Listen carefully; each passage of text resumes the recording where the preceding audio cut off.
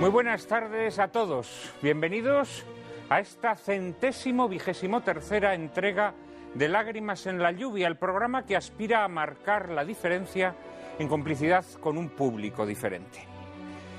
Clausuramos hoy nuestra tercera temporada con un programa dedicado a uno de los acontecimientos más controvertidos de la historia, la Revolución Francesa.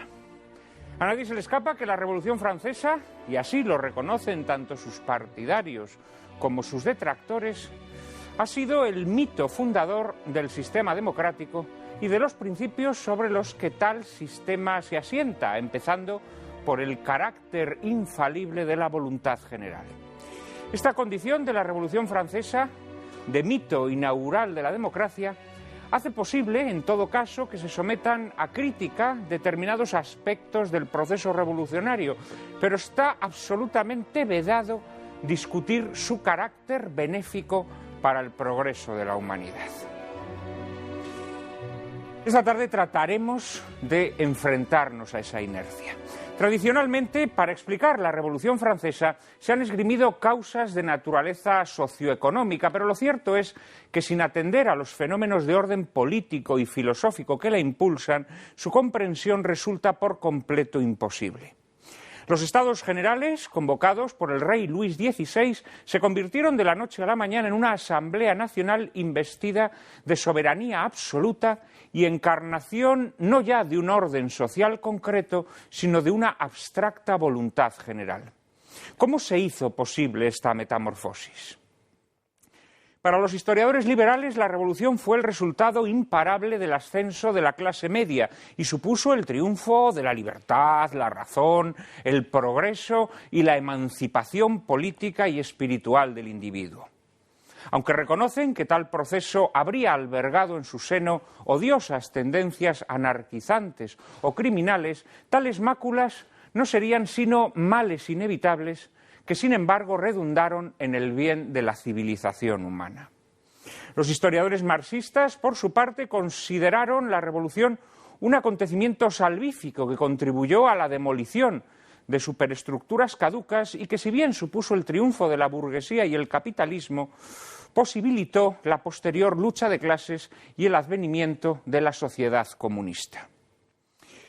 Pero la Revolución Francesa no habría sido posible sin una transformación fundamental en el ámbito de las ideas políticas que halla su origen en las monarquías del Renacimiento, empeñadas en afianzar su poder, creando un aparato institucional más centralizado y eficaz que encontrará su cristalización en el concepto de soberanía absoluta acuñado por Bodino, que tiende a no reconocer ninguna instancia superior a ella misma y que fue el origen del Estado moderno.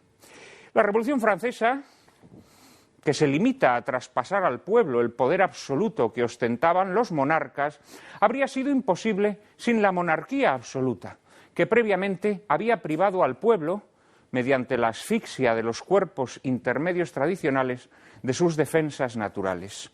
Tocqueville lo observó acertadamente. A su juicio, el nuevo orden revolucionario desembocó en la reconstrucción del Estado del antiguo régimen, pero, cito textualmente, de una forma infinitamente más autoritaria y centralizada.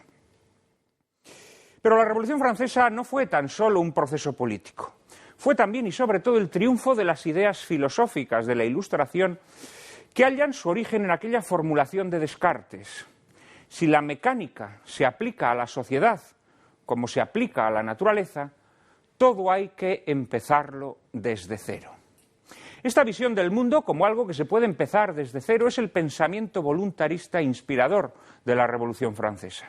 Voluntad humana de rehacer la historia, voluntad humana de sustituir la realidad por una ideología, voluntad humana de imponerse sobre el orden natural y rebelarse contra el Dios que hasta entonces lo había regido.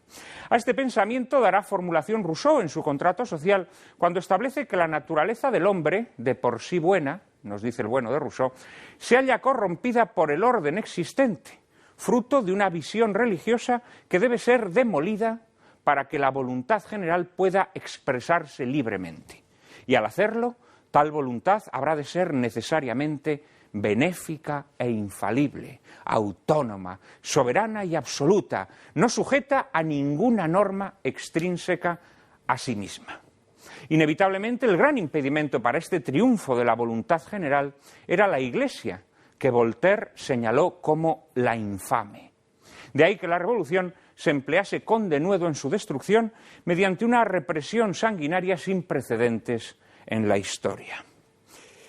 Sobre la Revolución Francesa, sobre sus causas sociales y económicas, pero sobre todo sobre sus fundamentos políticos y filosóficos, así como sobre su fuerza irradiadora sobre el mundo contemporáneo, tan democrático, hablaremos hoy en compañía de Alfredo Verdoy, José Miguel Gambra, Emilio Sáenz Francés y Alfonso Bullón de Mendoza. Les prometo un coloquio formidable, pero antes, como siempre, María Cárcava les anticipa la película que lo ilustrará. Muy buenas tardes, Juan Manuel, y muy buenas tardes a todos ustedes. Esta tarde les proponemos que se queden con nosotros para ver una de las múltiples versiones cinematográficas que se han realizado de una popular obra literaria, La Pimpinela Escarlata. Más concretamente, disfrutaremos de la versión realizada en 1982 bajo la batuta del experimentado director Clive Donner. William Bast tradujo al lenguaje televisivo la celebérrima novela homónima publicada en Londres en 1905 por la baronesa Emma Orczy. El británico Nick Vicat compuso las melodías que salpican esta cinta, tal como hiciera muy notablemente en la celebrada La piel que brilla. Dennis C. Lewiston, fotógrafo de la psicodélica y mítica cinta The Rocky Horror Picture Show, fue el responsable de fotografiar esta Pimpinela Escarlata con un reseñable reparto. Reparto, por cierto, encabezado por el ganador de un Emmy, Anthony Andrews, en el papel de Sir Percy Blakeney, un petulante y aparentemente frívolo noble inglés casado con la hermosa actriz francesa Marguerite St-Just, encarnada por una joven y atractiva Jane Seymour, que será extorsionada por el acomplejado y malvado Armand Chauvelin. Chauvelin, esbirro del temible Robespierre, a quien interpreta Richard Morant, y responsable del criminal Comité de Salud Pública, estará interpretado por el británico Sir Ian McKellen. Vamos, Gandalf en El Señor de los Anillos y el Hobbit, Magneto en la saga X-Men o James Whale en la prodigiosa Dioses y Monstruos. Completarán el reparto James Villiers como el Barón de Batz, Malcolm Jamieson como Armand St-Just y el hoy actor, novelista, director de cine y guionista oscarizado Julian Fellowes en uno de sus primeros papeles como el adorable y rubísimo Luis Carlos Capeto, el delfín, vamos, Luis XVII. Les dejamos con la buena compañía del alocado, excéntrico y valiente Sir Percy Blakeney y con sus interminables e incansables intentos de librar a infinidad de franceses de la guillotina durante los años más duros del terror revolucionario. Que ustedes disfruten de La Pimpinela Escarlata.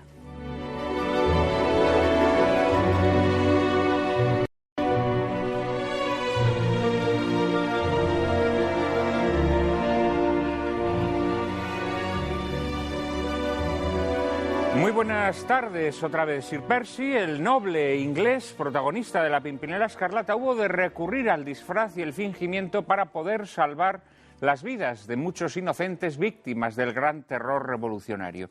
En Lágrimas en la lluvia, durante 123 programas, hemos tratado de salvar la dignidad de muchos espectadores víctimas de la degeneración televisiva y además lo hemos hecho sin disfraces ni fingimientos, que es algo que siempre se paga. Pero concluimos esta tercera temporada orgullosos de no haber claudicado jamás en los principios que inspiraron nuestro programa desde su fundación y orgullosos también de haber llevado hasta sus casas la sabiduría de cientos de invitados que les habrán ayudado a desvelar muchas de las falsificaciones que nuestra época ha hecho suyas. Para despedir esta tercera temporada de Lágrimas en la lluvia, hemos elegido un programa dedicado a la Revolución Francesa y hemos citado a 4 invitados de excepción, todos ellos sobradamente conocidos de nuestros espectadores, que paso a presentarles. Está con nosotros, visitando de nuevo el plató de Lágrimas en la lluvia, Alfonso Bullón de Mendoza. Es catedrático de Historia Contemporánea de la Universidad CEU San Pablo y director del Instituto CEU de Estudios Históricos. Autor de cerca de un centenar de publicaciones, entre las que cabe destacar La expedición del general Gómez, Auge y ocaso de Don Carlos, la expedición real, La primera guerra carlista, La contrarrevolución legitimista, Las guerras carlistas en sus documentos, Historias orales de la guerra civil o José Calvo Sotelo entre otras. Querido Alfonso, muchísimas gracias por atender una vez más nuestra petición. Muchísimas gracias a ti por tu invitación. Es para nosotros un placer y un gran honor tenerte en este programa de despedida de nuestra tercera temporada. Como lo es también tener a un viejo amigo de este programa. Se trata de José Miguel Gambra. Es doctor en Filosofía por la Universidad Complutense. Ha sido catedrático de Instituto de Enseñanza Media y desde hace más de 30 años es profesor titular de Lógica y Filosofía de la Ciencia en la Universidad Complutense. Es autor de varios libros y capítulos de libros dedicados a la historia de la lógica, así como sobre diversos temas de política, filosofía y religión. Querido José Miguel, muchísimas gracias por atender nuestra petición. Es un placer estar con vosotros otra vez. Es un gusto que vengas con nosotros a celebrar la Revolución Francesa. Que tengo. En estos días de fiesta nacional para el pueblo vecino. Nuestro tercer invitado es también un viejo amigo, viejo y muy querido amigo de este programa. Se trata de Alfredo Verdoy, de la Compañía de Jesús. Es doctor en Historia Moderna y Contemporánea por la Universidad Autónoma de Madrid. En la actualidad es profesor de Historia de la Iglesia Contemporánea y de Doctrina Social de la Iglesia en la Universidad Pontificia Comillas. Es autor, entre otras obras, de Los bienes de los jesuitas, disolución e incautación de la Compañía de Jesús durante la Segunda República, o El molinero de Dios, vida de San Francisco Javier. En la actualidad prepara un manual de historia de la Iglesia contemporánea y dirige la revista Razón y Fe, cuyo último número tengo entre mis manos. Es el número de mayo-junio, en el que, pues como suele ser habitual en la revista dirigida por Alfredo Verdoy, se tocan asuntos de lo más variado, siempre desde ópticas iluminadoras, y así tenemos pues desde editoriales dedicados a los desahucios de tan triste actualidad o a los centros de internamiento para emigrantes, una especie de limbo que se han inventado las sacrosantas democracias occidentales hijas de la Revolución Francesa. Y luego textos sumamente interesantes sobre el feminismo, sobre la política educativa del ministro Wert, sobre el papel de las humanidades y específicamente de la filosofía, un artículo excelente que firma Miguel García Baró, a quien los seguidores de Lágrimas en la lluvia también conocen, o un artículo sobre la crisis de Chipre. Hay un refrán que dice: cuando veas las barbas de tu vecino pelar, pon las tuyas a remojar. Y los españoles deberíamos, a la vista de lo que ocurrió en Chipre, poner nuestras barbas a pelar. El estudio que se hace sobre la crisis de Chipre de José Ramón de Espínola es también sumamente interesante. Querido Alfredo, ¿cómo me gusta cantar las bondades de Razón y Fe? Pues nos cuesta mucho trabajo sacar adelante esta revista.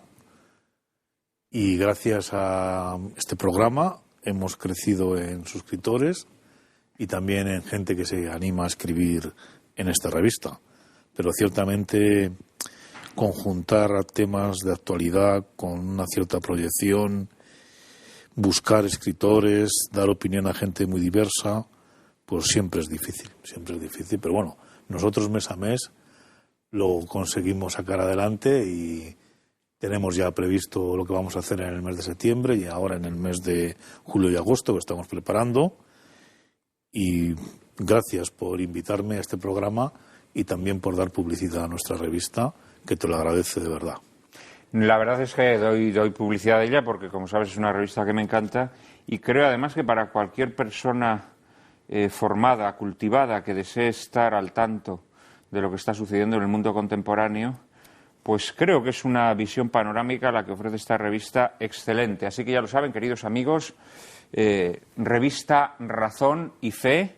Si desean suscribirse a ella, pues no tienen más que acudir a su página web, que es razonyfe.org.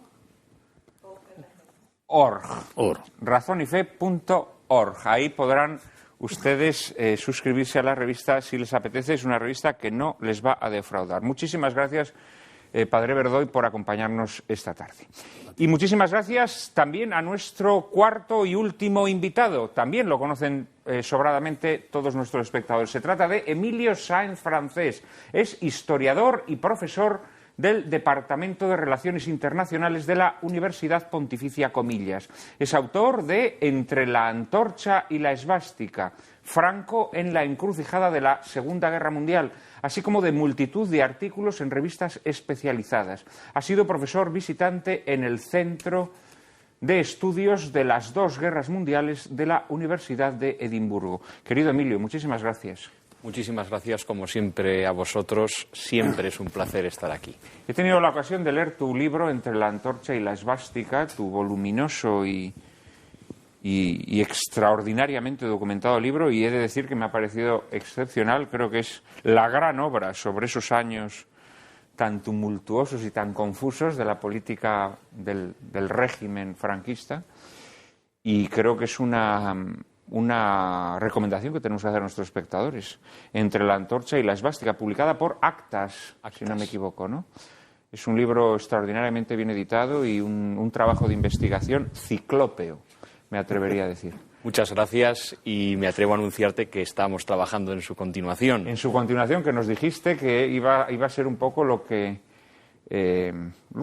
sigue, digamos, que sí. Nunca mejor dicho, también en aquellos años tan difíciles para el régimen de Franco de encaje, digámoslo así, en el juego internacional de la época. Es un libro apasionante que les recomiendo a todos nuestros espectadores.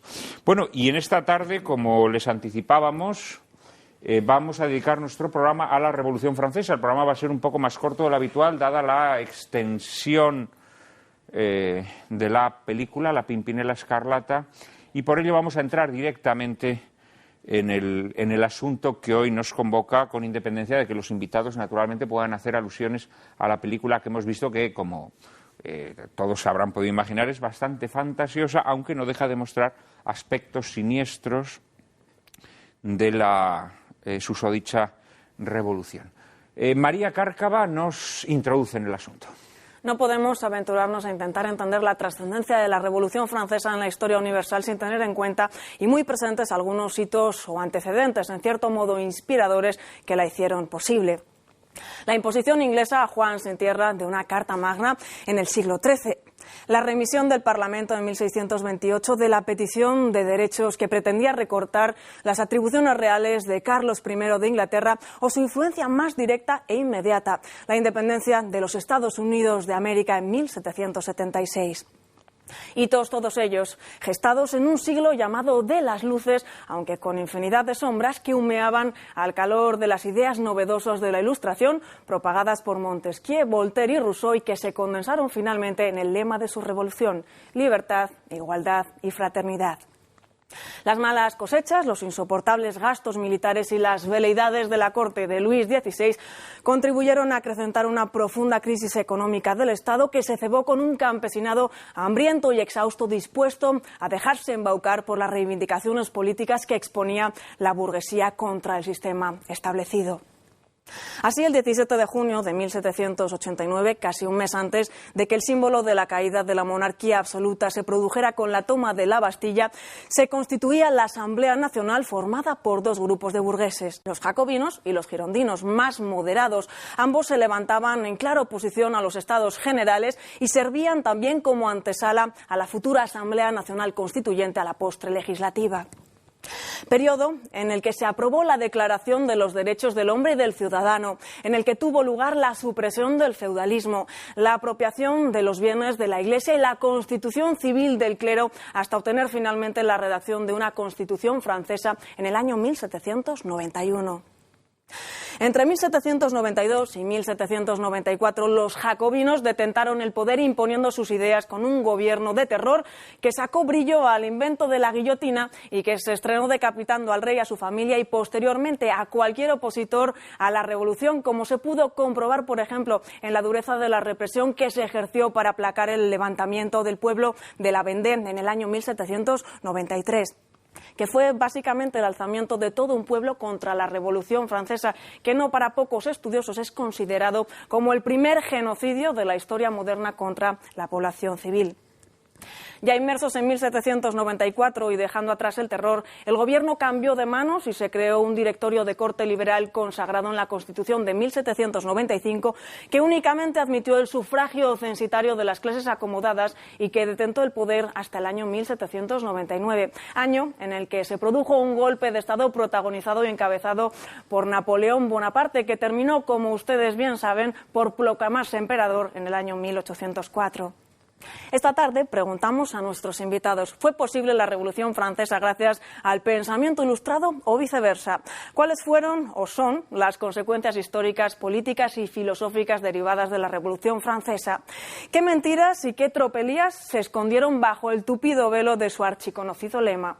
¿Somos aún hoy herederos de su legado? Por último, ¿ese legado tiene más luces o creen ustedes que tiene más sombras? Bueno, María Cárcava nos invita a hacer un juicio histórico sobre la Revolución Francesa.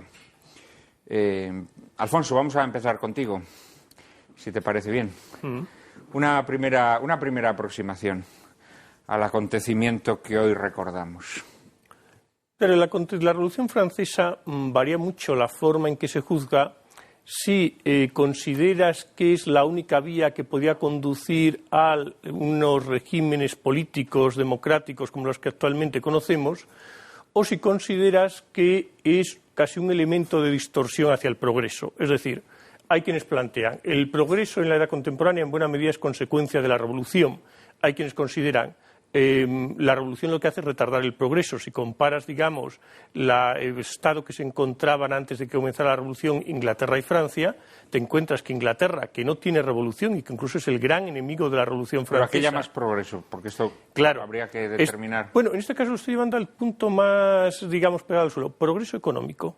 Desde el punto de vista económico, como consecuencia de la revolución francesa, Francia queda relegada frente a Inglaterra. Desde el punto de vista político me parece indudable. El caso inglés tienen un sistema que formalmente puede ser parecido al francés, pero que es muy distinto en el origen. Es una evolución de sus instituciones, es verdad que con algún revuelo por el siglo XVII, pero es una evolución de unas instituciones tradicionales, mientras que en Francia es establecer algo nuevo a base de cortar cabezas. Por tanto, similitudes formales, pero regímenes en el fondo tan distintos que muy bien claramente lo plantea Edmund Burke cuando dice el triunfo de la Revolución Francesa, el triunfo de la Constitución francesa sería la destrucción de la Constitución británica. Por tanto, hay algún historiador como Pierre Chonu, modernista muy conocido, hispanista, que una vez le preguntaron, bueno, ¿cómo sería el mundo sin la Revolución Francesa? Y él contestó, muy fácil, mucho mejor. Bien, esto sería un tema, digamos, que puede dar de en sí para mucho debate, pero simplemente lo que querrá también plantear es que no tenemos por qué pensar que el camino hacia un régimen de libertades políticas tiene que depender de lo que ocurre en Francia, porque perfectamente puede depender de la evolución de lo que ocurre en Inglaterra. Padre Verdoy, un primer juicio sobre la Revolución Francesa. Bueno, pues un primer juicio es el hecho en sí. Es decir, nosotros nos encontramos como personas de juicio y razón, como estudiosos, como historiadores, como intelectuales o como personas que tenemos que responder a las preguntas de los grandes acontecimientos de la historia, y lo primero que tenemos que decir es, ocurren estos hechos, los tenemos entre nosotros y debemos saber por qué ocurrieron, cómo se desarrollaron y qué consecuencias han tenido. Entonces, es la realidad en cuanto tal de una transformación política y social, cultural, religiosa, teológica, que se vive a finales del siglo XVIII y que nos obliga a prestar atención, porque, para bien o para mal, nuestra realidad política, social y económica durante 2 siglos está condicionada por este acontecimiento. Segundo, a mí me parece que en medio de muchas equivocaciones, en medio de una vuelta y revuelta a principios y a comportamientos que al final prácticamente se quedan como empatados, en medio de grandes angustias y de un sufrimiento que posiblemente se podía haber ahorrado, la Revolución Francesa nos trae de manera manifiesta la liquidación, en muchas cosas en positivo, del régimen feudal, el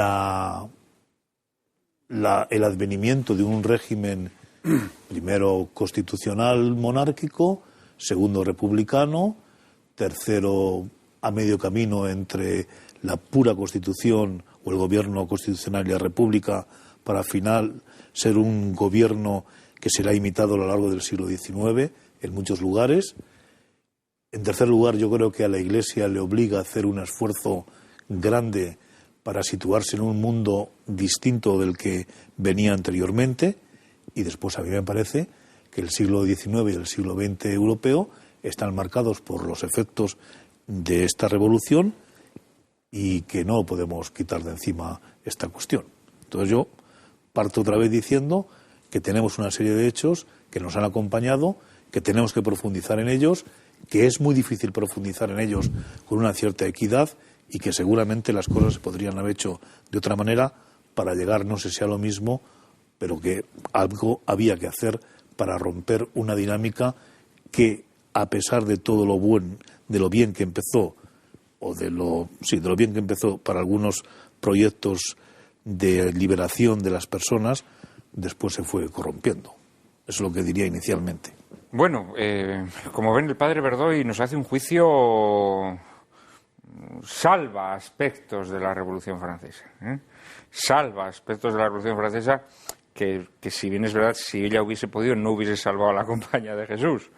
Luego hablaremos seguramente de las consecuencias que para la Compañía de Jesús tuvo la Revolución Francesa. Para la Iglesia. Para la Iglesia, sí, bueno, pero también en concreto para la Compañía de Jesús, sí, que era un poco la bicha, ¿no?, de los revolucionarios. Sí. Querido José Miguel, un primer juicio, como le estoy pidiendo a los demás invitados. Luego habrá tiempo para desarrollarlo. Pues yo me atrevería a decir que hay muy poco de lo que ha dicho el padre Verdoy en lo cual yo puedo estar de acuerdo. Es decir, para mí yo entiendo que la Revolución Francesa es la causante de los grandes males de la época en que vivimos y que la visión un tanto romanceada de la revolución que se presenta está lastrada por una concepción historicista que procede precisamente de la Ilustración, según la cual esa tenía que suceder y lo que sucede es de hecho bueno y tiene que darse. Es verdad que hay unos hechos en la Revolución Francesa y que son un hecho, que es un hecho existente la Revolución Francesa. Pero la Revolución Francesa ha sido causa de enormes males, como han destacado numerosos autores de uno y otro lado. No me refiero ya a los males inmediatos, que es en los cuales se suelen fijar los autores, como son pues el genocidio de la Vendée y los asesinatos repetidísimos de aristócratas y de no aristócratas en París. Porque eso es algo está un poco tergiversado, En proporción, la proporción de aristócratas que se mató no fue superior a la de gente del pueblo llano. Gente del pueblo y sacerdotes, etcétera. Bueno, por supuesto, donde hubo más crímenes fue en el ámbito eclesiástico, ¿no? Pero ¿qué quiere decir? Que se mataba a gente del pueblo llano, del tercer estado, en idéntica o mayor proporción que gente de la nobleza. Y entonces yo me fijaría sobre todo en el origen de la concepción vulgar que se tiene de la Revolución Francesa, que hoy tiene una enorme influencia. Hay que recordar, por ejemplo, pues que en Alfa y Omega, creo que esta semana salía el ministro de Educación francés que tenía como proyecto el llevar a una realización efectiva los proyectos de la Revolución Francesa, que serían a la postre pues los de Rousseau. Entonces ahí yo creo que en esa versión hay algo que es radicalmente falso. En primer lugar, no se hace caer el feudalismo, se hace caer el antiguo régimen. Y el antiguo régimen no es ni remotamente el feudalismo, es una versión caricaturizada del mismo en la cual se han transferido al rey una serie de potestades, al rey y a la nación una serie de potestades que antes pertenecían al sumo pontífice y a la Iglesia. Y se han destruido al mismo tiempo todas las organizaciones intermedias de las cuales hablabas hace un momento, y eso ha producido una separación entre el gobierno monárquico y el pueblo que se encuentra en algunos momentos pues con un gobernante débil, un gobernante que ha sufrido la influencia misma de la Ilustración y que por consiguiente pues eso da lugar a un cierto número de dificultades administrativas que dieron lugar a unas revueltas, dificultades administrativas que se han exagerado mucho. Pierre Gastot así lo presenta, era un país rico que tenía sus dificultades económicas. Y en segundo lugar destacaría sobre esa concepción romanceada que en modo alguno se puede achacar al pueblo la revolución. El pueblo, digamos, podríamos afirmar que lo que hizo fue hacer algunas revueltas a propósito del pueblo de París, hacer unas revueltas a propósito de las circunstancias que allí se presentaron. Pero si vamos a ver la representación del país en los pliegos en las hojas en las cuales se recogían las quejas de los representados cuando se constituyeron las Cortes o los États Généraux, pues en ese momento contra la monarquía de unas 1.500 había 25 que se referían a la monarquía y de esas 25 solo unas pocas al monarca mismo. El monarca y los mismos aristócratas, en cuanto habían seguido viviendo dentro de sus circunscripciones, y los sacerdotes, el sacerdocio bajo que había permanecido junto al pueblo era querido por todos ellos. Y de hecho, pues ni en ese momento ni nunca ha salido la revolución del pueblo. La revolución, podrá haber sublevaciones, podrá haber rebeliones, pero las revoluciones, propiamente hablando, de donde salen, son de unas élites y, en este caso, de unas ideologías que no habían llegado, desde luego, a la gran mayoría de las personas, sino solo a unas pocas élites de carácter económico, religioso también, y aristocrático, en Versalles, donde se reunían en torno a un rey débil. No solamente no nace del pueblo la revolución, sino que inmediatamente se va a volver contra el pueblo.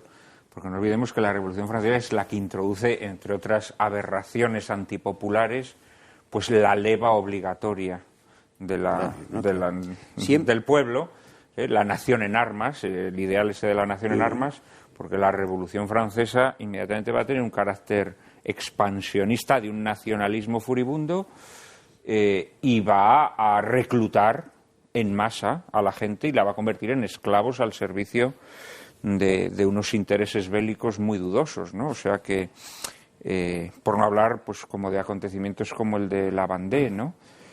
Pero creo que inmediatamente el pueblo, que es un paisaje retórico siempre de todos los tiranos, al que siempre se apela, inmediatamente es el que empieza a sufrir las consecuencias. Todas las guerras napoleónicas, ¿quién va a ser la víctima de esas guerras napoleónicas? Los jóvenes franceses que son reclutados forzosamente, ¿no? Y que les va a tocar guerrear por toda Europa, convertirse en alimañas al servicio de ideales dudosos, como pudimos comprobar en España, ¿no? Donde se dedicaron a rapiñar todo nuestro patrimonio y a estuprar doncellas.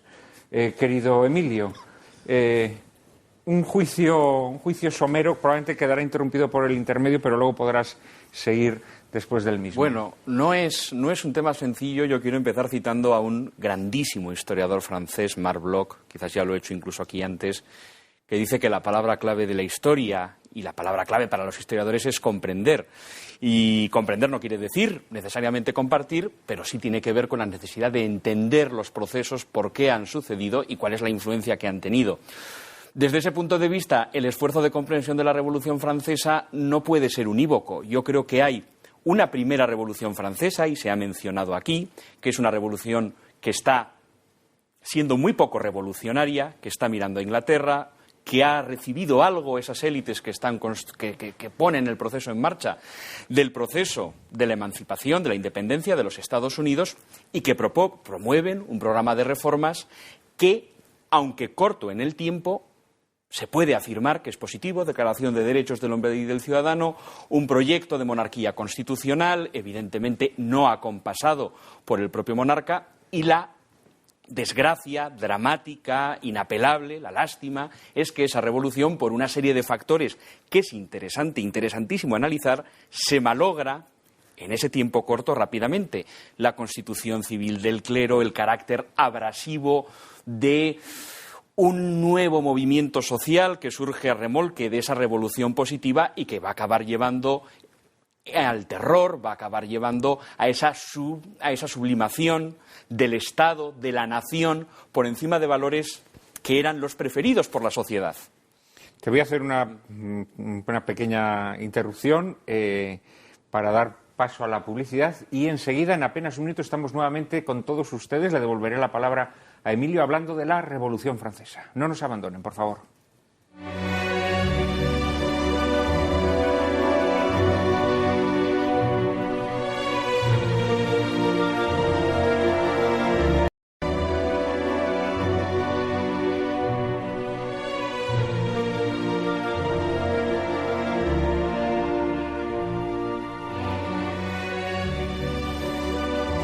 Muy buenas tardes nuevamente, queridos espectadores de Lágrimas en la Lluvia. Estamos en este 14 de julio dedicando nuestro programa a la Revolución Francesa, el último programa de esta tercera temporada de Lágrimas en la Lluvia. Y estaba todavía Emilio Sáenz Francés haciendo un juicio general, un primer esbozo de juicio sobre este magno acontecimiento. Retomando lo que magno por grandote, no por... Retomando los argumentos que estaba planteando, yo creo que hay, en el momento de la eclosión del proceso revolucionario, que entonces no es tan revolucionario, lo que hay es en una situación de, como se ha dicho, crisis económica, como tantos otros, creo que no hace falta insistir mucho en eso, países experimentan crisis económica, institucional, coyuntural. Hay una serie de iniciativas razonables por un proceso de cambio. Hay que decir que un proceso de cambio coadyuvado por la Iglesia, desde la perspectiva de la preocupación, entiendo yo, genuinamente moral por la situación que se estaba viviendo, que es quizás la que promueve o la que hace que pueda eclosionar esa asamblea nacional, que es en su trasvase la que genera o la que posibilita el surgimiento de la Asamblea Nacional. Y luego ese es un proceso que, por una serie de factores que en una primera introducción pues no es competente citar, pues se malogra. Y es verdad que en ese tiempo corto medio, pues lleva al terror, lleva a los excesos revolucionarios. Surgen una serie de presiones que son en muchos casos mucho más parisinas que francesas, pero que sin embargo van a tener un efecto sobre todo el país, sobre toda Europa. También es verdad que esa revolución se acaba reconduciendo en el directorio, y, como ya dijo Mirabeau, la revolución termina con un sable. Claro, en muchas cuestiones al final, ¿qué hubiese pasado sí, qué no hubiese pasado sí?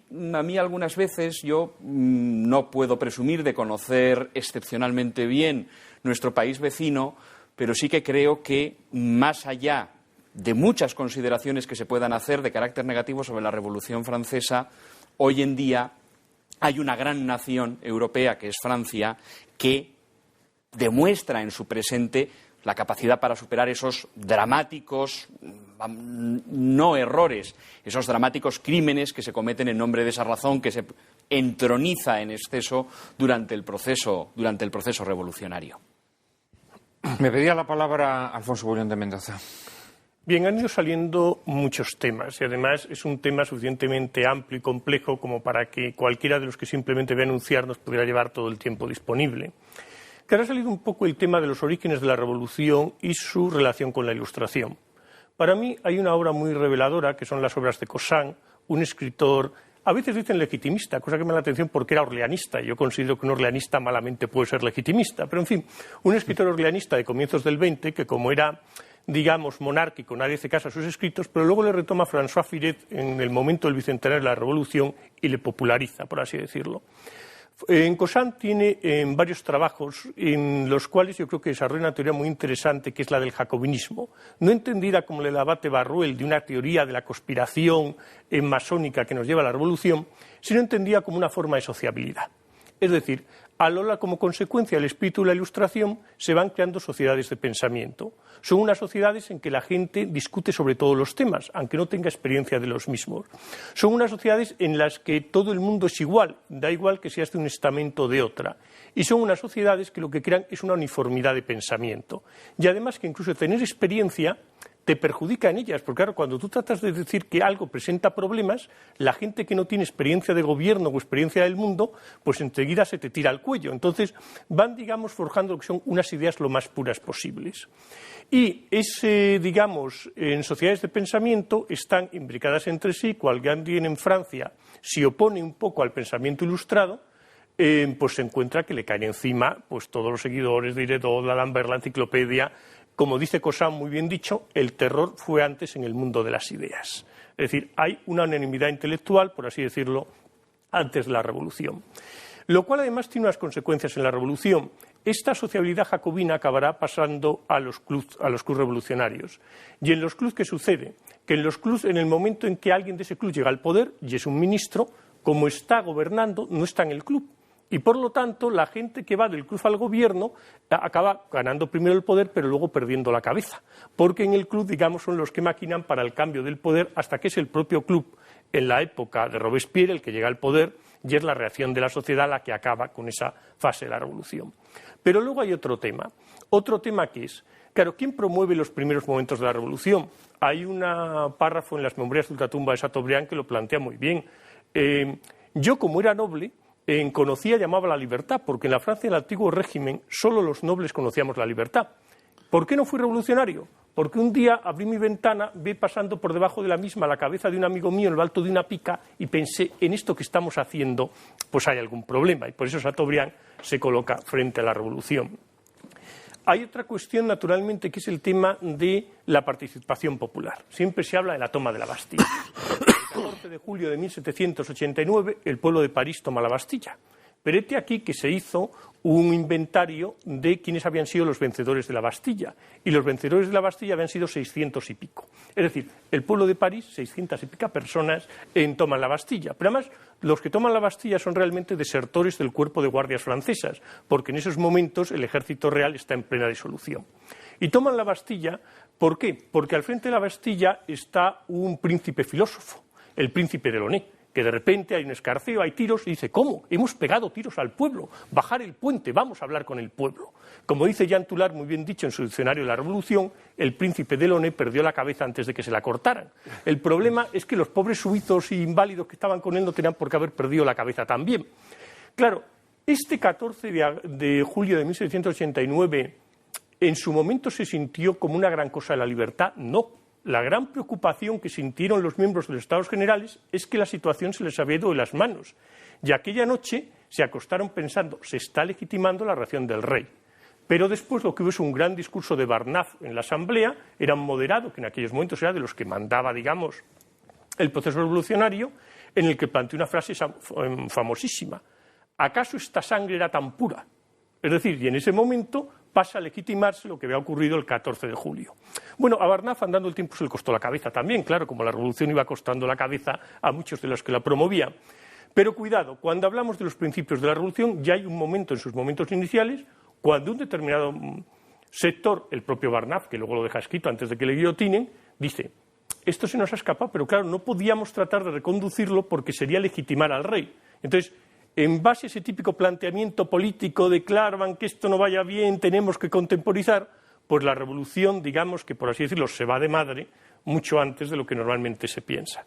Y lo dejo de momento aquí porque... No, pero ya has planteado un tema sumamente interesante, porque claro, generalmente cuando se nos habla de la Revolución Francesa siempre se pretende presentarla como el producto de un devenir histórico, de unas circunstancias económicas, sociales, y yo creo que has dado la nota clave, es decir, la Revolución Francesa es un proceso buscado, anhelado e impulsado por unos intelectuales.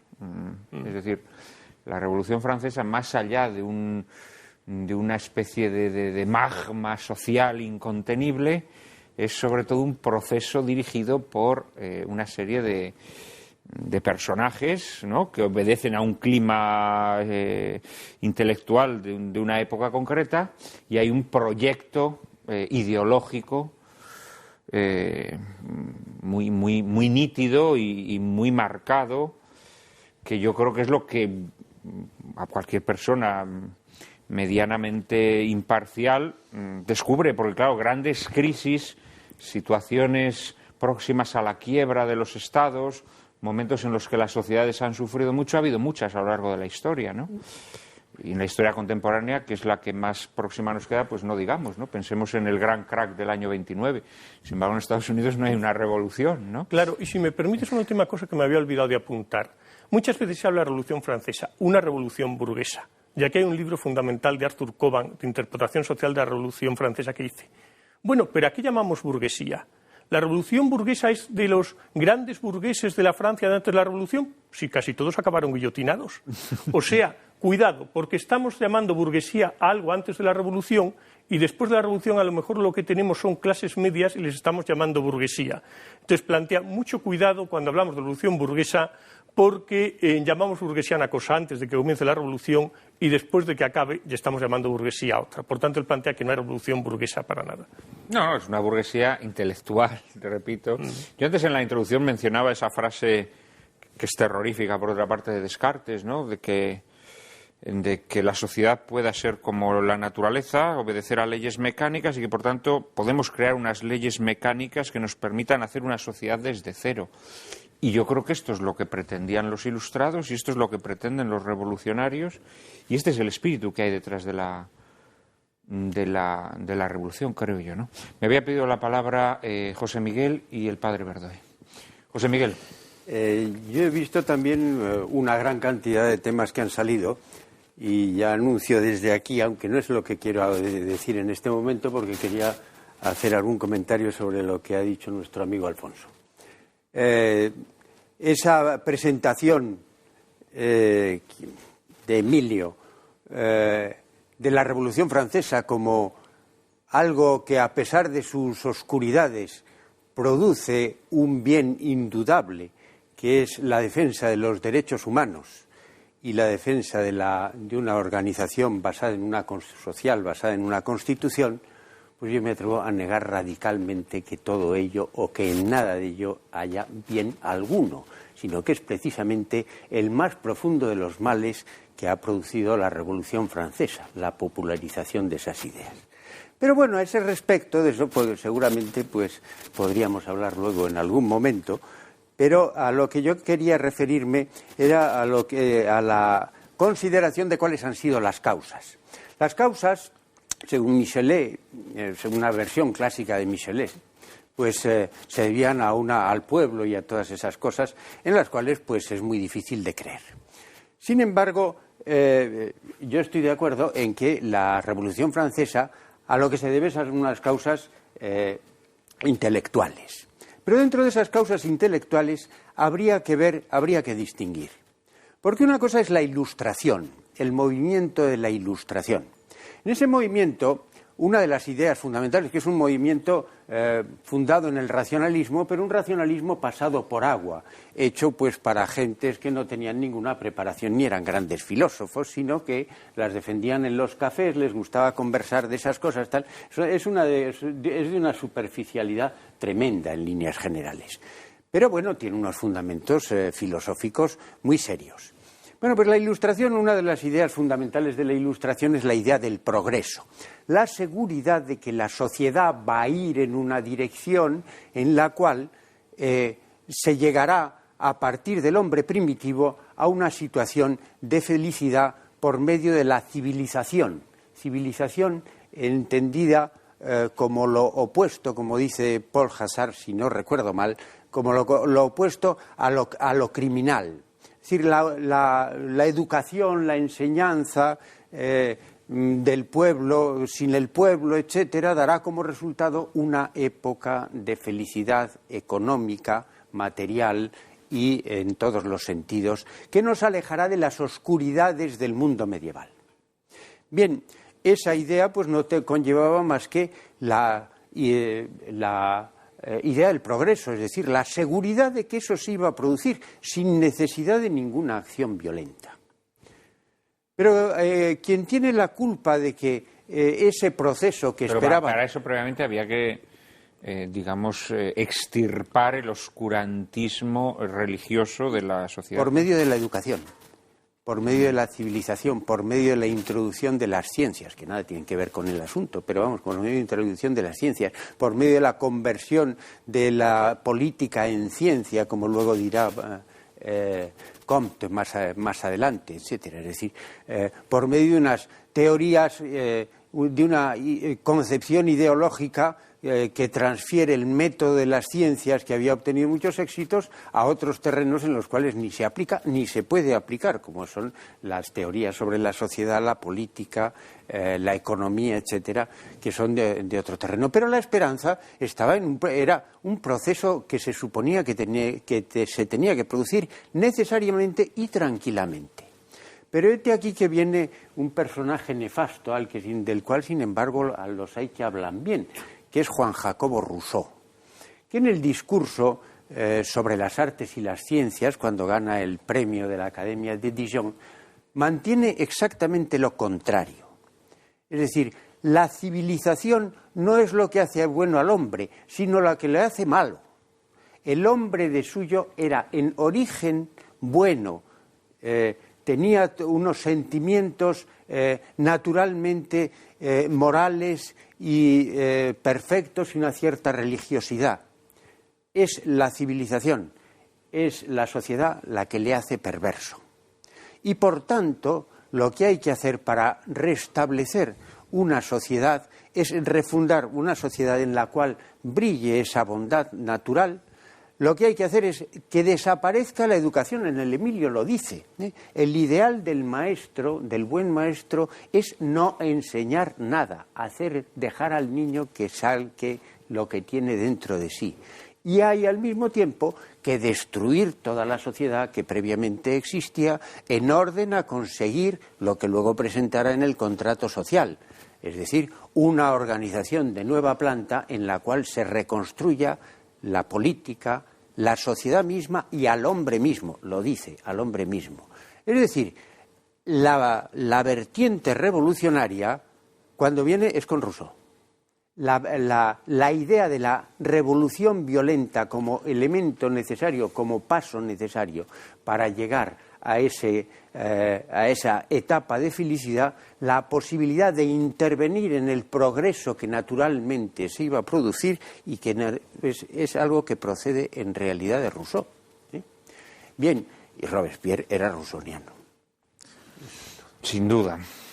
Sí. Padre Verdoy y Emilio. Sí.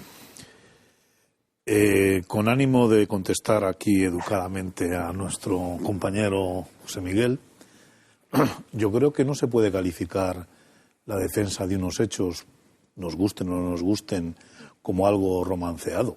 Es decir, la realidad es muy dura y la realidad la tenemos que aceptar, aun cuando esto se llame historicismo o se llame lo que se llame. Pero ciertamente nosotros partimos de una serie de hechos que no surgen de la noche a la mañana, como estamos diciendo, y donde, sin que nadie se dé por aludido, pero sin poder pararlo, se sublevan, se descomponen una serie de cosas que estaban seguras desde hacía mucho tiempo, y a partir de ahí es cuando empiezan todos los males. Bueno, entonces yo creo que eso no debe ser así, o no ha debido ser así.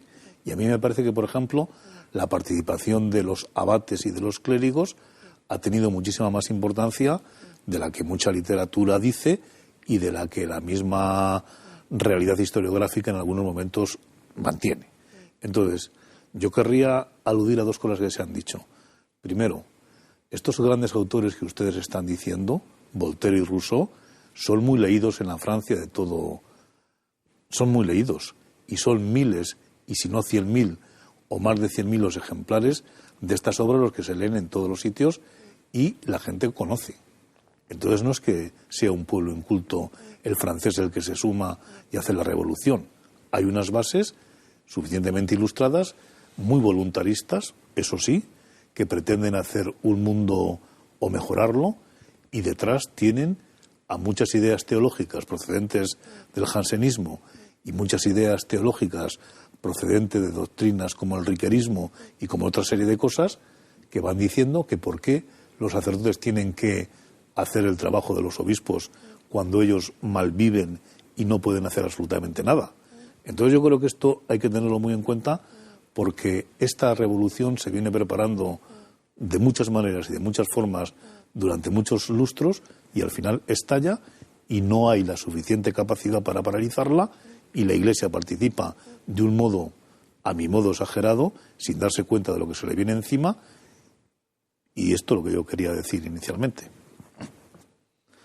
Emilio. Retomando un poco pues algunos de los debates que se van planteando, se van suscitando muchos y muy interesantes.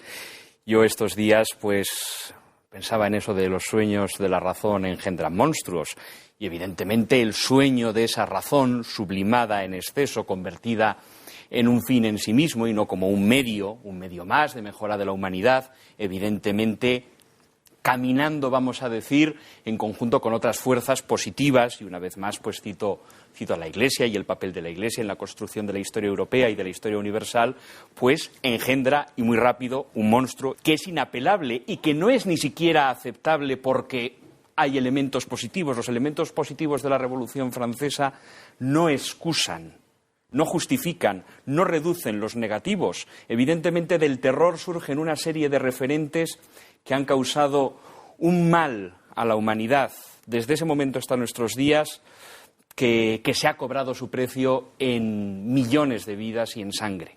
Y en nuestra mirada a la Revolución Francesa debemos mirar a esos años, a sus protagonistas, y debemos ejercer pues la más, antes decía, citaba los juicios y citaba Bloch, debemos ejercer como historiadores y desde cualquier posición moral la más absoluta de las condenas. Luego, claro, hay un debate que es, yo creo que mucho más atractivo, que es el debate de qué es lo que pasa en esos primeros meses, en ese primer año de la Revolución, cuando todavía yo creo que existe la posibilidad de lo que para mí es el elemento positivo, y que ha acabado siendo en el tiempo largo el elemento positivo en muchos casos, que es, lo citaba Alfonso, el constitucionalismo británico, y que existiese una vía francesa que, teniendo en cuenta el peso de Francia en la historia de Europa, pudiese tener después una influencia aún, o una serie de reformas políticas que avanzasen en esa línea. Es decir, un gobierno constitucional, la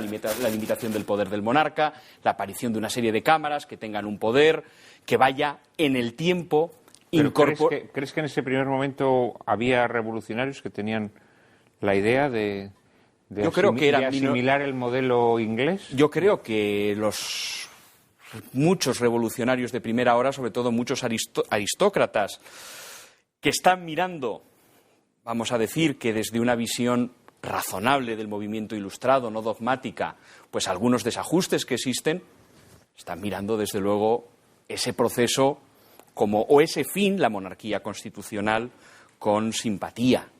Y yo creo que eso es innegable. Que luego son arrastrados por una ola en la que están los brigantes del pueblo francés, están los tiranos de la razón que vienen detrás y que van a conseguir subsumirlos y que van a mostrar una capacidad para el mal muy superior, como diría Björk, a la capacidad para el bien de las fuerzas que pueden estar presentes. Pues ese es un debate muy interesante, y estoy seguro de que los que están aquí presentes, muchos de ellos están pensando en intervenir, pero me parece que inmediatamente han levantado pero me parece que es un debate apasionante, y evidentemente es entrar en ese debate. Evidentemente después la revolución se malogra, y en la película que hemos visto estamos viendo una fase en los que vamos a decir que la historia de la humanidad, o la historia de Francia en ese momento, alcanza una de sus cotas más bajas. Yo soy más optimista con respecto a los mecanismos que están en el presente. Y luego también hay que analizar cuestiones en el tiempo largo, cuestiones que están el propio regalismo, que es una fuerza de la cual después va a beber la propia revolución, la propia evolución de la historia de la Iglesia, ya que se está citando la historia de la Iglesia desde el final de la Guerra de los 30 años y la reducción del poder temporal del Papa, el ansia del poder político de las monarquías absolutas sobre ese poder, que son otra serie de factores que van confluyendo en un, como dirían, parafraseando a los anglosajones, en una olla a presión que evidentemente va a tener una explosión final pues con unos resultados lamentables.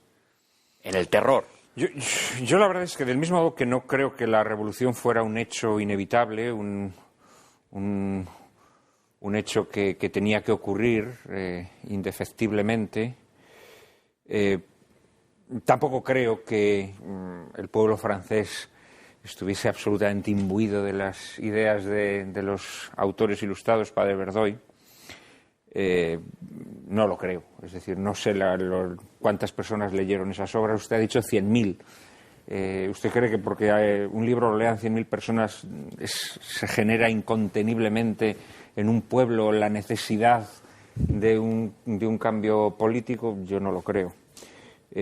Fíjese que este programa lo ven mucho más que 100.000 personas todos los domingos y no noto yo, y seguidores recalcitrantes del programa, y no percibo yo que se vaya a generar ningún movimiento, en este caso no sería revolucionario, sino restaurador, naturalmente, pero no lo percibo, ¿no? En cambio, sí que creo que los revolucionarios tenían un proyecto, por eso ahí discrepo de Emilio, es decir, no creo que se planteara la posibilidad de que la revolución hubiese sido de otra manera. La revolución tenía que ser de esa manera porque eso era lo que estaba proyectado, lo que estaba diseñado.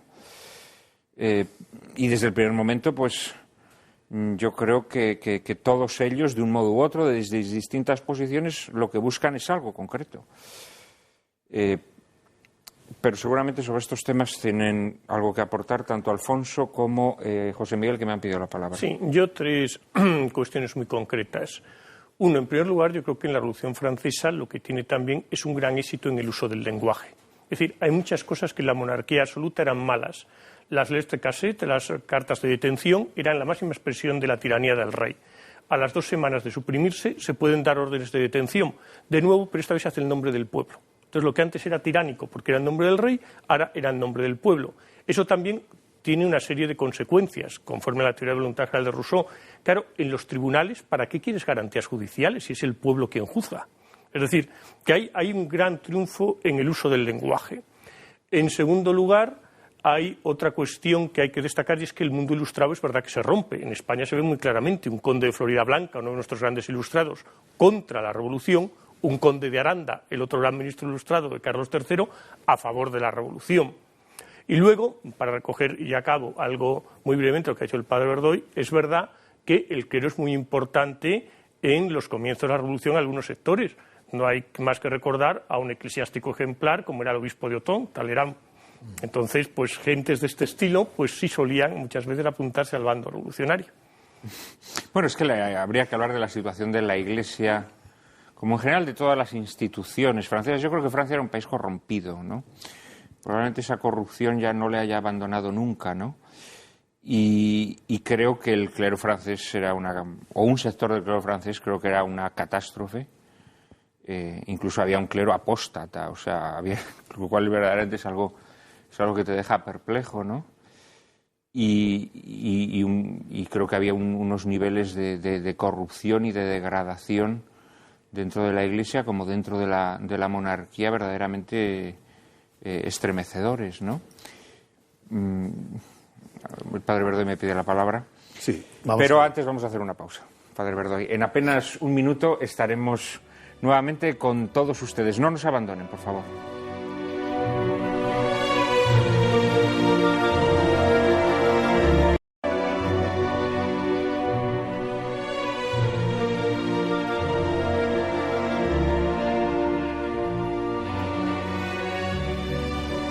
Muy buenas tardes nuevamente, queridos espectadores de Lágrimas en la Lluvia. Estamos en este último programa de nuestra tercera temporada que dedicamos, coincidiendo con la fiesta nacional francesa, a la Revolución Francesa.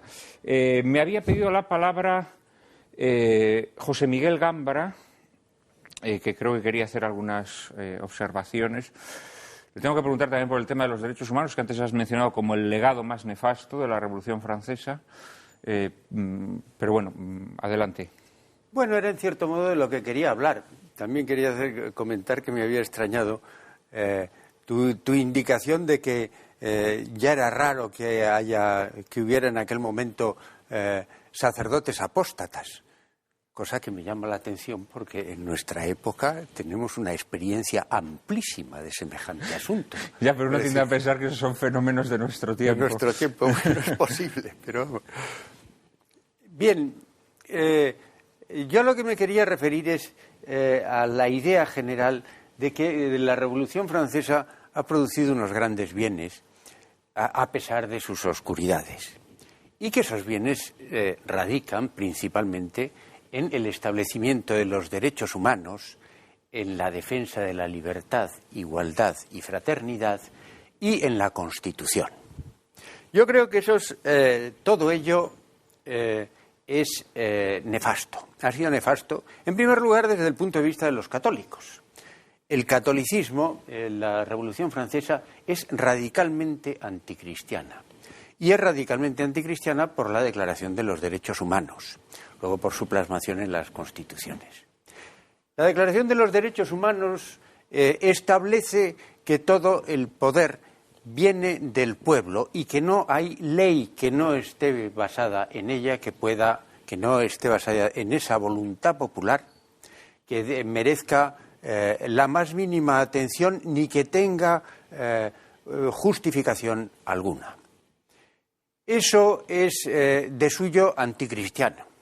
Es decir, rechaza cualquier autoridad, principio moral, principio religioso, que no sea la voluntad entendida como espontaneidad del espíritu individual del hombre.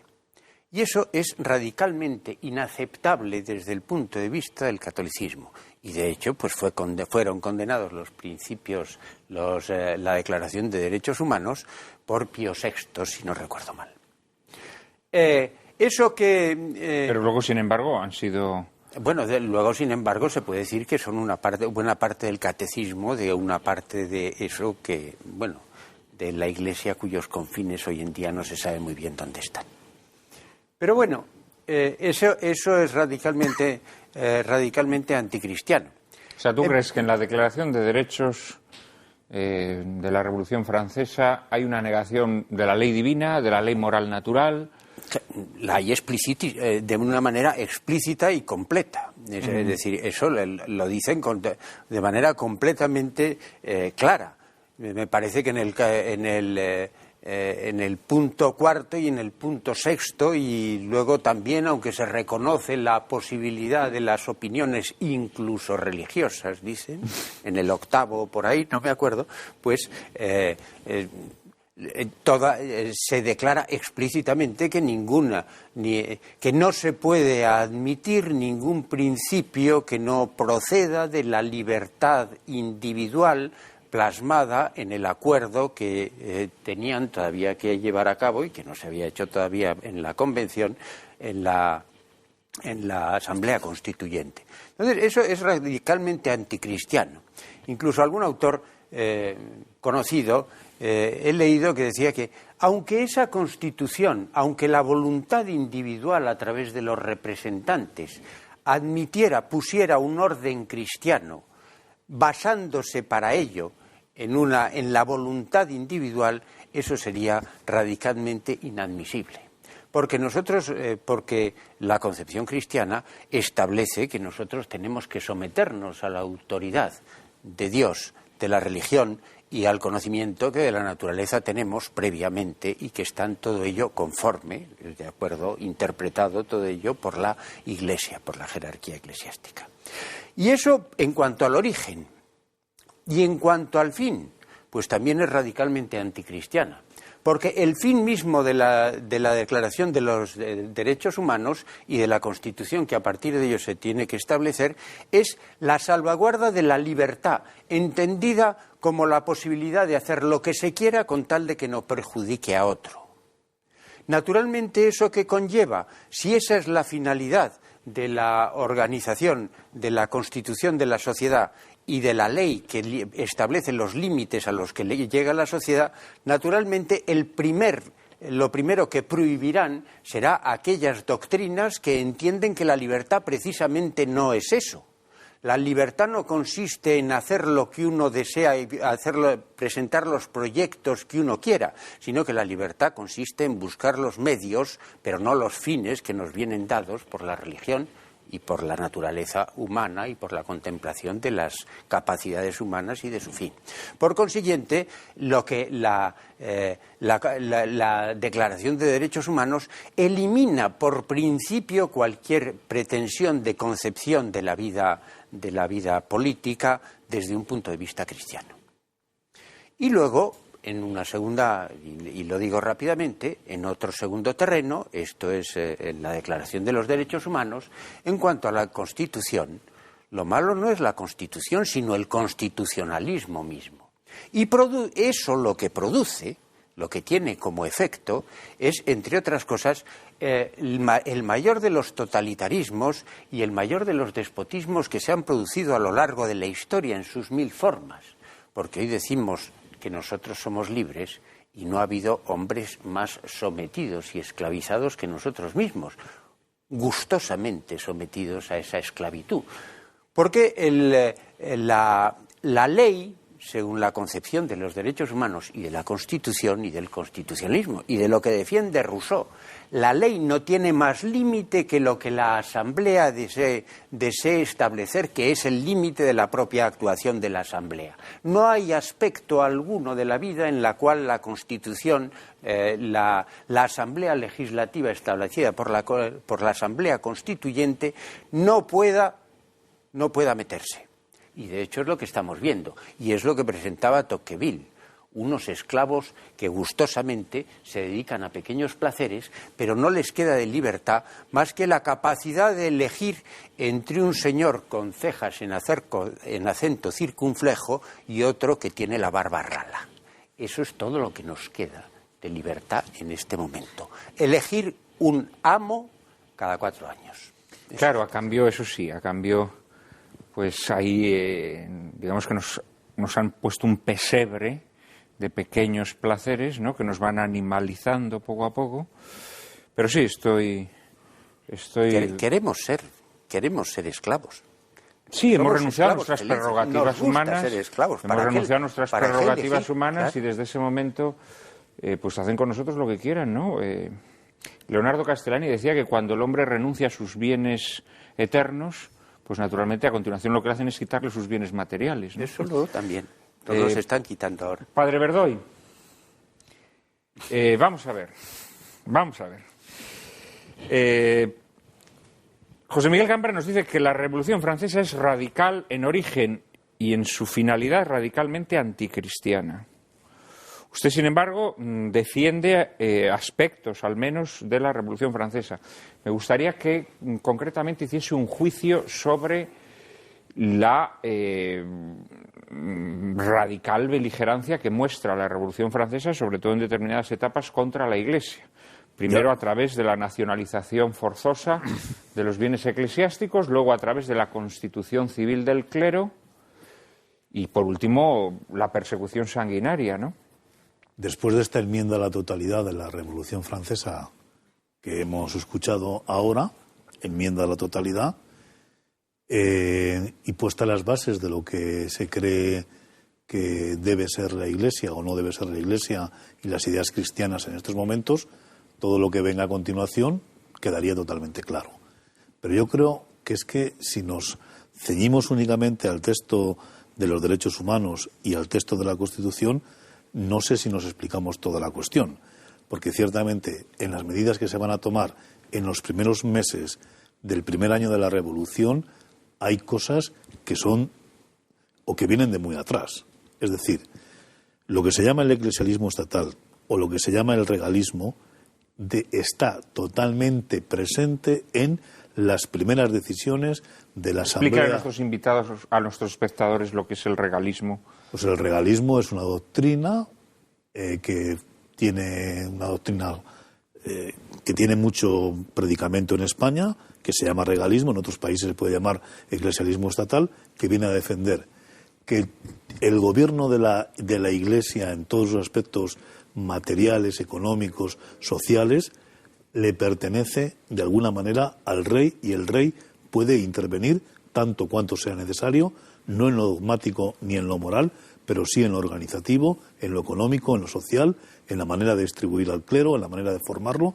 Eso es el regalismo. Bueno, entonces yo creo que si no nos ponemos en esa posición nosotros, no podemos entender el deseo de Talleyrand de decir en un momento determinado, como la situación económica y de la hacienda pública es totalmente ruinosa, nosotros, eclesiásticos, vamos a votar o proponemos que el diezmo que la Iglesia recibe de la sociedad y que mantiene sus presupuestos y que lleva muchísimos años congelado, porque la Iglesia tenía que pagar parte del presupuesto de la monarquía y de la nación, pero que estuvo muchos años congelado, nosotros, en bien de la nación, en bien de la patria, que son conceptos que se dicen mucho en estos primeros momentos, nosotros hacemos dejación del diezmo y nos confiamos a la buena voluntad de la nación y del pueblo, porque nosotros somos pueblo y somos nación como orden, porque ya además pertenecemos y muchos sacerdotes se han pasado al tercer estado, de donde muchos de ellos procedían. Bueno, a mí me parece que es mucho más negativa otra serie de decretos que se aprueban en estos primeros años, como son, o en estos primeros meses, como es la prohibición de profesar votos religiosos. Esto sí es tremendamente serio. Es decir, nos liquidamos la vida religiosa y nos liquidamos, si no hay diezmos y si no hay un proyecto económico, presupuesto económico, la vida sacerdotal. Entonces, bueno, y liquidamos la administración de sacramentos. Entonces, sin para privar a los fieles. Entonces, sin religiosos, sin sacerdotes, no hay iglesia. Ahora, la pregunta que yo me hago, que me hacía siguiendo el curso de las intervenciones de los aquí presentes, es si esto está programado de tal manera que se tiene que hacer así según un programa. Yo no creo que esto estuviera totalmente programado, porque la ingenuidad de muchos altos eclesiásticos en estos momentos, reconocida por muchos historiadores que se han metido y han dedicado parte de su vida ahí, como el historiador Goyer de la Universidad de Nimega, indican otras cosas. Pero bueno, yo no creo que... Pero usted, Padre Verdoy, ¿qué piensa? Que un día dijeron, vamos a hacer una ordenanza contra que la gente arroje excrementos por la ventana en la casa. Y al día siguiente dicen, pues hoy vamos a prohibir las ordenaciones sacerdotales. Como esto ya venía una de los deseos de la Ilustración francesa fue liquidarse la vida religiosa o reducirla. Bueno, pero entonces sí es un programa. Bueno, pero es que vosotros estáis viendo una secuencia matemática y tipo de Descartes en todas las medidas que la Revolución Francesa comienza a hacer para liquidarse. Hacer un mundo nuevo.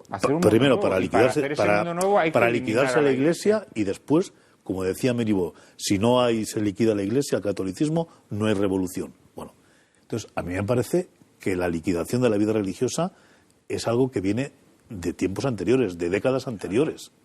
Y el regalismo ha trabajado también eso. Es decir, si hay muchos sacerdotes, más o menos los podemos controlar. Si hay muchos religiosos, no los vamos a controlar, porque los religiosos son más carismáticos, dependen de otra autoridad, tienen que ver con Roma, tienen otras fuentes de financiación y, por lo tanto, no los vamos a liquidar. Bueno, entonces, ya llegamos al último paso de esta primera etapa, que es la constitución civil del clero. Y aquí lo chocante y lo paradójico es, si los franceses desean hacer una nación nueva, lo propio, una vez que ya se han dado los derechos humanos, es que se haga una constitución política, pero no una constitución civil del clero. Y con la constitución civil del clero lo que se pone es al clero al servicio de la nación y al servicio de la sociedad civil para hacer de los sacerdotes un instrumento más o menos llevadero, más o menos manejable para sacar adelante estas proposiciones civiles. ¿Qué ocurrirá después? Que como va a haber una protesta grande, se les hará jurar, no jurarán o no jurarán muchos y nos encontramos ya con la primera división francesa que va a permanecer actualmente. Es decir, la masa católica se va a dividir prácticamente desde finales del año 1790 entre personas que siguen a los sacerdotes constitucionales que han jurado la Constitución Civil del Clero y grupos cada vez mayores de sacerdotes refractarios, llamados así refractarios, y grupos de personas que les van a seguir y que les van a tener como sus pastores y sus sacerdotes. Y a partir de ahí nadie va a parar esta dinámica y va a tener muchísimas consecuencias en todo el siglo XIX y en todo el siglo XX, en Francia y en todo el mundo. Evidentemente, cuando esto ya se les va de las manos en la etapa de la Convención, pues entonces nos encontraremos con una serie de regiones donde no están dispuestos a ser gobernados y ser dirigidos y ser llevados a Dios por sacerdotes constitucionales y comenzará esta barbarie de la Vendée, que ciertamente es un magnicidio del que muchos... Un genocidio. Un genocidio, perdón. Un genocidio... Magnicidios también cometieron en la persona de Luis XVI. Sí, digo, un genocidio de su familia, pero... que yo creo que ha inspirado a muchos otros genocidios posteriormente. Sin duda, yo creo que es un... No. Pero ahí también había un programa, está demostrado, está demostrado que el genocidio de la Vendée no fue una cosa que dijeron, oye, reprimid esa revuelta. Ciertamente. Se quiere liquidar el Comité de Sanidad Pública establece... Se quiere liquidar esa región y se la quiere arrasar. Y no solamente eso, sino que se quiere quemar las cenizas, cosa que harán los genocidas nazis, para que no quede ninguna memoria. Eso sí, pero ya no estamos en los comienzos de la revolución, que es donde yo he visto que parece que hay un programa ya totalmente hecho que se va a seguir, sino que se les va de las manos. Estos palurdos de la Vendée, estos granjeros nos están haciendo la vida imposible, pues lo que vamos a hacer es hacer los trocitos para liquidarlos y para machacarlos. Y si no, para abaratar los esfuerzos de la lucha contra la revolución, los meteremos al Loira y los ataremos allí, que se mueran y que se pudran y hacer todo este tipo de cosas. Entonces yo creo que esto sí que ha sido una cosa totalmente negativa y que ciertamente hay que criticarlo desde el principio. Pero, bueno, también a la larga, después de mucho sufrimiento para la Iglesia, muchas de las decisiones que se van a tomar aquí y en el año 1801 y más posteriormente, a la larga, con figuras como fue la de Pío IX, a la Iglesia van a servir también para purificarse y para meterse en otras cuestiones más propias de su propia vida. Pero bueno, sí, su padre Verdoy y las persecuciones de los emperadores romanos también sirvieron a la Iglesia para purificarse. Bueno, siempre, eso es indudable, ¿no? Pero bueno, también hay que calificar... Pero yo no defiendo la muerte de nadie, y mucho menos la muerte sistemática. Pero yo creo que los juicios globales, pues también conviene matizarlos. Os pido ahora ya brevedad, porque entramos en los últimos 10 minutos del programa. Creo que, Emilio, me habías pedido la palabra brevemente, también por aquí José Miguel y Alfonso. Tenemos que ir yendo a las conclusiones. Pues yendo a las conclusiones, yo vuelvo con mi tema. Evidentemente hay hoy aquí puntos de discrepancia fuertes y eso también es bueno. Eso lo quería añadir. Creo que es una de las grandes virtudes de este programa, que es un oasis en un desierto televisivo y más que televisivo, que gente de buena fe pueda poner sobre la mesa este tipo de debates. Yo sigo quizás con una visión pues muy coincidente, además, pues con un colega mío de la universidad, colega y autoridad académica por sus conocimientos en la universidad, en que la Revolución Francesa es un proceso malogrado, pero es un proceso en el que yo tampoco percibo ese oscuro plan en todo el proceso. Estoy convencido de que, evidentemente, Robespierre, Danton, Marat y los Cordeliers, etcétera, todos los grandes personajes, grandes por su importancia, no por una grandeza moral,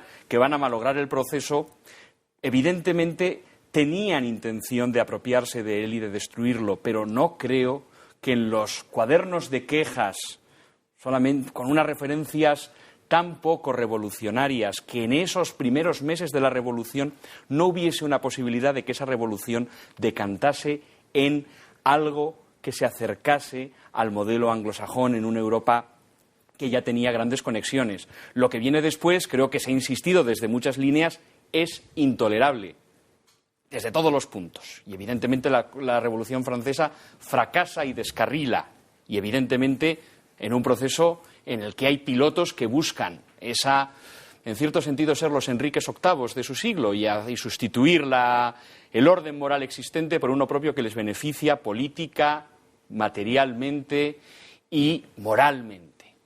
Pero también es verdad que, siendo eso cierto, luego hay una cuestión y es pues, lo que comentábamos aquí. Depende de la acepción que uno tenga del valor del hecho constitucional. Yo quizás el hecho constitucional lo circunscribo a una realidad política, pero evidentemente se ha podido utilizar para ir más lejos, pero si lo circunscribimos a lo que es un hecho político, podemos decir que ahí hay una tradición de la cual después los españoles hemos sido partícipes, que es lo que podríamos llamar un constitucionalismo continental, pues que ha dado unos frutos. Pero yo creo que son unos frutos que en todo caso pueden beber de esos orígenes de la revolución, y de todos modos también hay que decir que, por ejemplo, España tiene antecedentes propios, no todo nace de Francia. Y también, en un balance global, se podía decir que si comparas ambos procesos, pues el liberalismo anglosajón y el proceso constitucional anglosajón, Revolución Americana, la Revolución, los ingleses también le cortan la cabeza a un rey, pero ha sido quizás, en su visión del tiempo largo como el tiempo para el cambio, en una no voluntad de dominar abrasivamente las conciencias, que puede estar en algunos planteamientos significativos revolucionarios, ha acabado propiciando... La Constitución de la Iglesia Anglicana sí es un abrasivo intento de dominio de las conciencias. Lo que pasa es que a los miles de católicos que lo que pasa es que yo estoy haciendo una división más clara entre el liberalismo político y, evidentemente, lo que es la Iglesia, lo que puede ser la Iglesia de Inglaterra, que es una Iglesia puesta al servicio del poder, que es lo mismo que van a intentar los revolucionarios, que seguramente Robespierre tenía tendría un retrato de Enrique VIII en su mesilla. Os pido brevedad, nos quedan ya pocos minutos. En primer lugar, Alfonso, y luego José Miguel. Yendo un poco ya a las conclusiones. Sí, bueno, creo que es evidente que cuando la Revolución Francesa comienza, prácticamente nadie puede saber cómo va a acabar. Es decir, la nobleza, digamos, que ha promovido en buena medida la convocatoria a Estados Generales, pues nunca pudo pensar que iba a acabar en buena medida guillotinada. Y el clero, que tan fácilmente en parte al principio se pasa al tercer estado, tampoco lo puede pensar. Ahí lo que yo creo que era lo importante de la aportación que señalaba antes de Cosán, de que existe un modo de funcionamiento revolucionario a través de los clubes y sus dinámicas, que es lo que hace que todo aquello que se ha de tratar de mantener contacto con la realidad se ha desbordado por lo que se mantienen siempre en el mundo de las ideas. Y que, sin embargo, es cuando Robespierre y el mundo de las ideas llega al poder, cuando entonces la realidad se impone y la cabeza que cae es la de Robespierre. Luego, otra cosa de la Iglesia que considero muy interesante es el tema de que hay una obra que yo creo fantástica de Jean de Viguerie, de Cristianismo y Revolución, que para mí tiene el gran mérito de que distingue muy bien entre cuando una política es anticlerical y cuando antirreligiosa. Y el tema es tan fácil como cuando una política impide la práctica de los sacramentos, una política ha pasado de ser anticlerical a ser antirreligiosa. Y en algún periodo la Revolución Francesa es claramente antirreligiosa. Y luego, con una fuerza de la cuestión religiosa muy importante, porque, por ejemplo, un monarca débil como Luis XVI, que si en vez de Luis XVI es Luis XIV, evidentemente, en la Revolución, hay un momento que dice que no va más allá, que es por algo tan aparentemente tonto que nos puede parecer hoy, como cuando le dicen que su confesor lo tiene que cambiar porque su confesor es un no juramentado. Y es en el momento en que Luis XVI plantea la huida a Varens, que no es una huida al extranjero, sino es una huida a tratar desde una plaza fuerte del norte de Francia de reconducir un poco hacia donde sea el país. La religión está también en buena medida en el origen del alzamiento de Vendée, un alzamiento que es una pena que no hayamos tenido tiempo de hablar mucho, pero yo simplemente quería señalar también un poco lo atípico que es los vandeanos dentro de la contrarrevolución francesa. Cuando Chateaubriand va a Londres, se encuentra en una fiesta de emigrados que hay un señor de aspecto extraño al que nadie hace caso. y pregunta, ¿este quién es? Y le dicen, no es nadie, un oficial vandeano. Entonces dice, 300.000 hijos de la Arada habían muerto luchando en defensa de Dios y el rey, les habían dejado abandonados a su suerte y encima decían que no era nadie, ¿no? Entonces el tema de Vendée es un tema que merece la pena pues estudiar con bastante profundidad.